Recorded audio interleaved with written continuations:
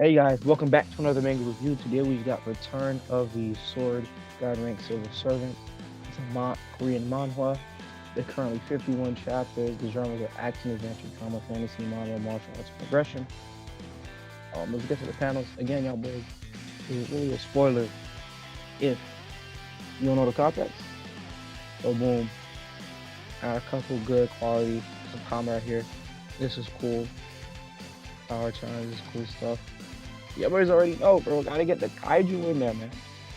You gotta get that kaiju in there. Y'all don't know the context of this. Y'all don't even know if he really won this fight or not. Y'all don't know.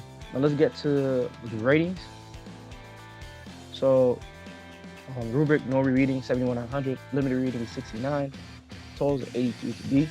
My thoughts on this manhwa in general, honestly speaking, it's good setting, good world building. There's some politics in there. No, they're not minor politics. It's more like, remember, he's a civil servant, so he has to deal with the government, make sure he gets government regulations. He has the licensing to do certain things. So it's not bad in a way, but I know some people just want boom, boom, bang, bang, big action, big explosions left and right in field center. And y'all gonna get that every other chapter. And it's all right. What I give the art again? The art makes a little shift in like around the 30s, 50s, the 30s ish. Like I don't like it too much, but it's just my personal taste. It's nothing really crazy. The Maho does his job. I do like the characters. I wish there was more to it, but it makes sense. Homeboy's on a mission. It doesn't say here, but he's on a revenge, kind of ish. The revenge is definitely a revenge. Some of these genres are just not included. Definitely revenge and vengeance mindset over here. Trying to make the world a better place and stuff like that. But yeah, um, I think this does a good job of talking about the side part of like dungeon raiding and the guilds. Like, oh snap, what's the management side? What's the getting licenses? There's also the political stuff of like, oh snap, I have to freaking you have to auction off a gate, and whoever's the highest bidder gets the gate and stuff like that.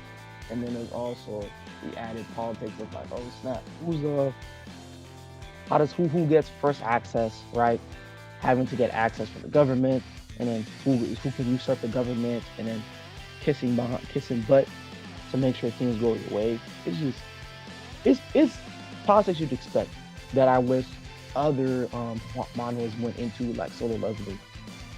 There's another. I mean, Return of the Disaster Class Hero did a little bit of it, but less of the government focus and more of the guilds. Because in most cases, when I read these stories, it will even like still play or still hunter, because it makes me think of I didn't review that on the channel yet, but I've been reading it. My bad, y'all boys. I'll get to it, because when I think about this stuff, the thing is, there's always if we think about Murim, right? Murim is always orthodox, unorthodox, Imperials, and then the demon sect, and the people in between, and the civilians. Right? When you think about the hunter association, hunter x hunter. When I think about the hunters, players, the guilds, these guys, I think of the government, which includes the government. Then there's the military. Then there's the guilds, the hunters, and civilians. Because obviously, you have people who are off the radar who do illegal stuff. We don't get enough of that. I wish we had more stories that's outside of certain light novels, because every time I read something, someone's talking about solo leveling, light novel this and light novel that. I'm like, I'm sorry, bro. I'm gonna read a light novel out of spite at this point, because I'm tired of hearing about it. Because I wish there was a story that really went into the nitty gritty of how these things coincide into each other.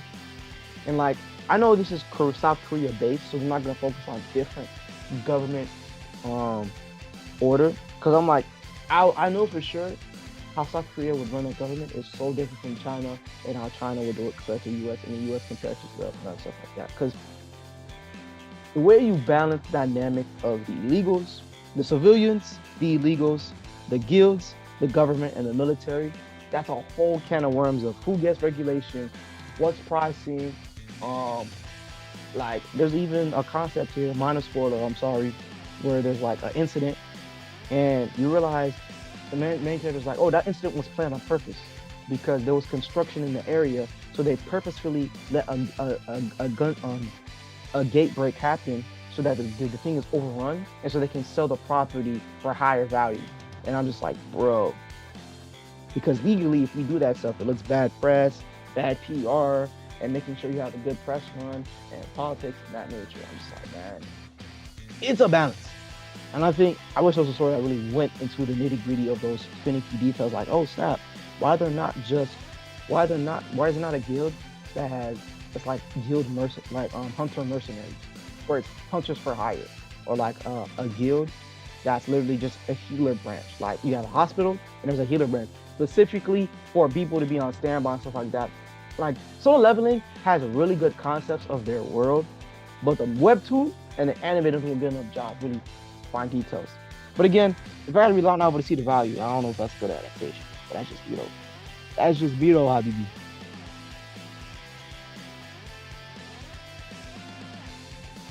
But yeah, I'm gonna let you guys think in the comments below how you feel about this. If you agree with certain rankings that I have here, if you think I should add or remove something or change something up, let me know.